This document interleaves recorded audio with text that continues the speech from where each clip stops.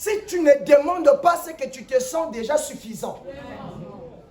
Si tu ne cherches pas parce que tu te sens déjà suffisant. Quand tu as besoin d'argent, tu vas pour chercher l'argent. Tu sors le matin pour aller chercher l'argent.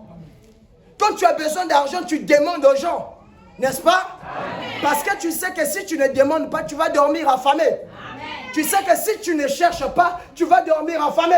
Parce que la Bible dit que celui qui ne travaille pas, il ne doit pas manger. Est-ce que tu es là? C'est pareil avec le Saint-Esprit. Le Saint-Esprit, au moment où je parle, il est disponible. Depuis le jour de la Pentecôte, le Saint-Esprit n'est plus au ciel. Le Saint-Esprit est sur la terre. Est-ce que je dis la vérité? Le Saint-Esprit ne se trouve plus au ciel. Le Saint-Esprit se trouve ici. Au moment où je parle, il est dans cette salle. Mais qui le désire? Qui a besoin de lui? Alléluia. C'est ça la grande question. Qui le désire?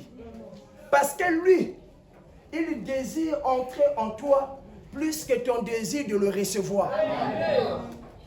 Non, tu n'as pas compris. Le Saint-Esprit désire entrer en toi plus que ton désir de le recevoir. C'est un esprit que Dieu a libéré sur l'église. Et le désir du Saint-Esprit, c'est d'habiter dans un corps humain.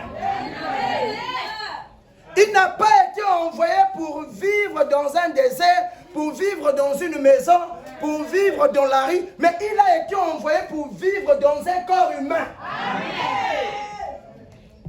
Et pour rentrer dans ce corps humain, pour rentrer dans cette vie, on doit ouvrir la porte. Il est devant ta porte en train de te toquer.